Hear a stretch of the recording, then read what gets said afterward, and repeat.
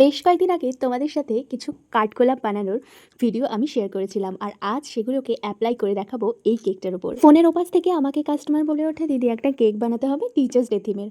তো আমি teachers day যেরকম নর্মাল ডেকোরেশন হয় সেরকম ডেকোরেশনের কিছু পিকচার তাকে পাঠালাম। এমনকি আমি কয়েকদিন আগেই টিচার্স ডের কাজগুলোও তাকে পাঠালাম। এই অর্ডারটা মোটামুটি টিচার্স ডে চলে যাওয়ার আরও 10 থেকে 12 দিন পর আমার কাছে আসে, কারণ তাদের কিছু এক্সাম থাকার কারণে তারা টিচার্স ডে সেলিব্রেশনটা করতে পারেনি, আর সেটা তারা পরে করবে বলে কেকটা আমার কাছে এতদিন পরে অর্ডার করছে। কাস্টমারের তো কোনো ডেকোরেশন পছন্দই হয় না। আমি নর্মালি তাকে জিজ্ঞাসা করলাম যে তুমি ঠিক কী থিম চাইছো আমাকে বলো। বলছে আমি টিচার্স ডে কেক চাই। আমি বললাম তাহলে তুমি কীরকম কেক চাইছো? না ওকে দিতে হবে বই, না ওকে দিতে হবে পেন পেন্সিল, ওকে দিতে হবে ফন্ডেন্টের কাজ আর একটু কিছু ফুল।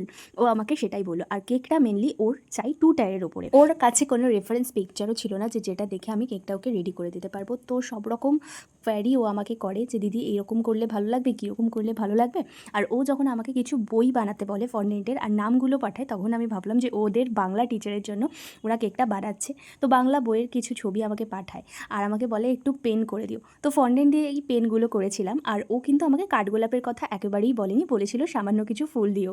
তবে বাংলা থিমের জন্য আমার কেন জানি না মনে হলো যে কাঠগোলাপটাই বেশি মানাবে। আমি তোমাদের ভিডিওটা বানানোর সময় বলেছিলাম ফুলের, যে আমি যে থিমটা বানাবো সেই থিমের সাথে কাঠগোলাপটা আমার মনে হচ্ছে যে বেশি ভালো যাবে।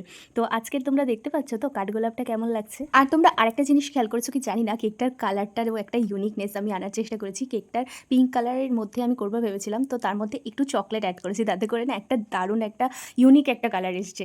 তো আজকে কেকটার ফাইনাল লুকটা এই অবধি। কেমন লাগলো অবশ্যই কিন্তু কমেন্ট করে জানিও। টাটা।